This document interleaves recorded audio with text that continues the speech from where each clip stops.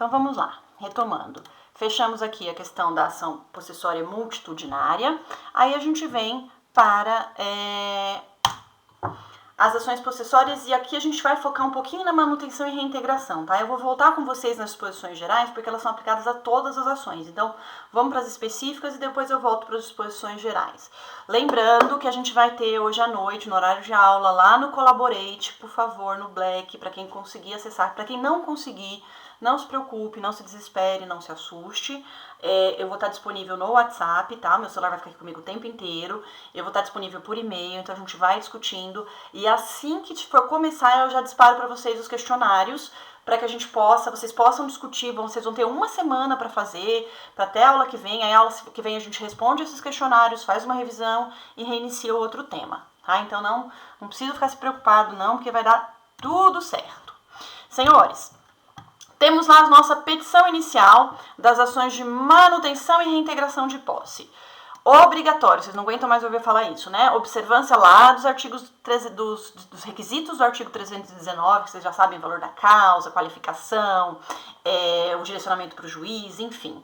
O que tem de específico nas ações possessórias, além do artigo 319? O que está previsto lá no artigo 561, que aí é específico das possessórias. O autor, quem é o autor da nossa petição inicial? Possuidor. Então, o autor possuidor, ele tem que fazer alegação e prova da posse, turbação ou esbulho.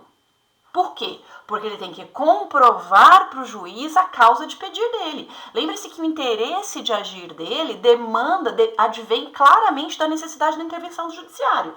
Então, lembra lá, interesse de agir. Eu preciso demonstrar que sem a atuação do judiciário, meu problema não se soluciona.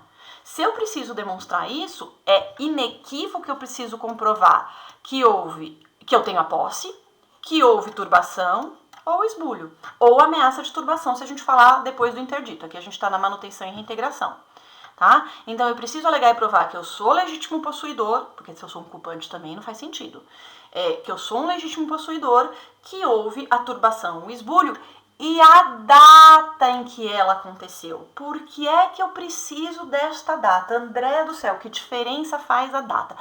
Deixa eu aproveitar um momento bem básico aqui para vocês. Em tempos de isolamento, de quarentena, a gente tá todo mundo meio perdido na vida, né? Todo mundo sem saber o que fazer. E aí você se apega a Instagram e essas coisas. E aí fica uma dica para vocês.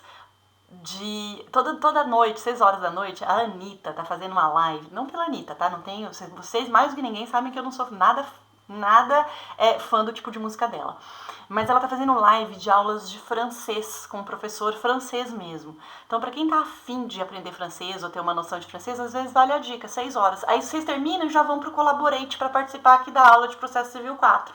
Tá? Vale a pena, tá? Pra quem gosta de francês e tem interesse, e galera, é de graça, né? Vamos aproveitar o isolamento. Bom, então a gente tem aqui a alegação e a prova da posse, da turbação e esbulho e a data. Pra que é que eu preciso saber a data? Por que eu preciso indicar quando aconteceu esse esbulho e essa turbação? Porque o Código de Processo não facilita a vida de vocês. E ao não facilitar a vida de vocês, ele faz o quê?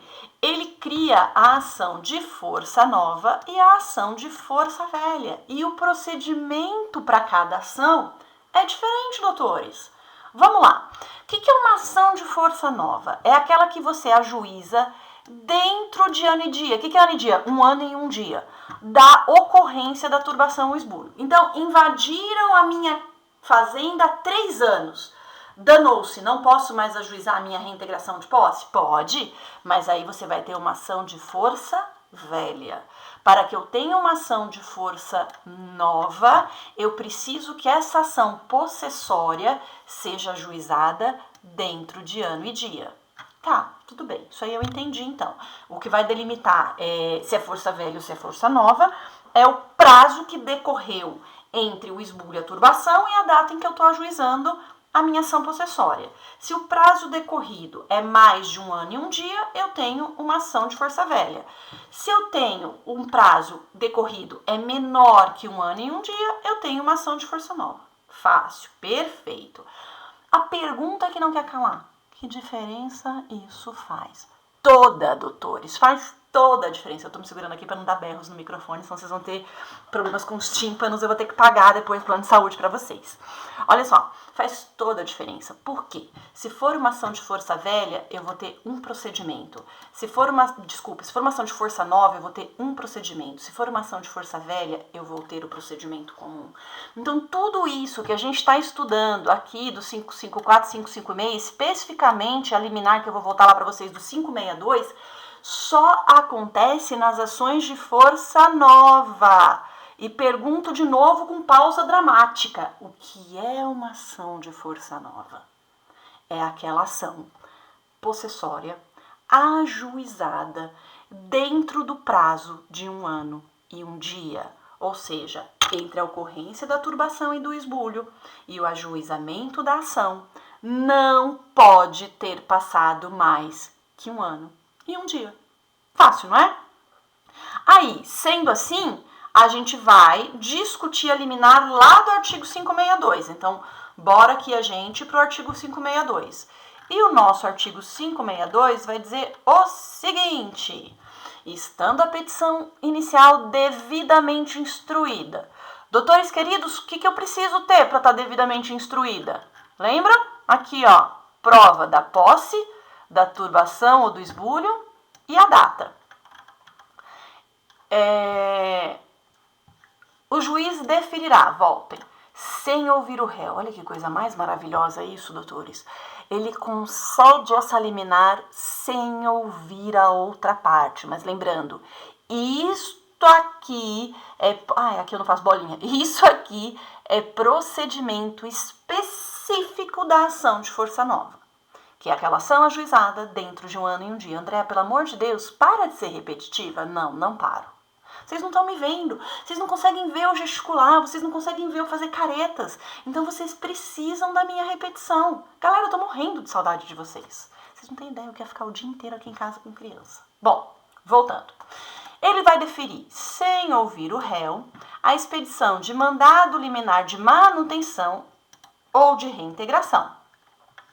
Caso contrário, determinará que o autor justifique previamente o alegado, citando-se o réu para comparecer à audiência que for designada. Cuidado com esse caso contrário, tá? Esse caso contrário é quando a petição inicial não está devidamente instruída. Então, a gente tem aqui uma bifurcação. Petição inicial devidamente instruída, concessão de liminar sem ouvir outra parte.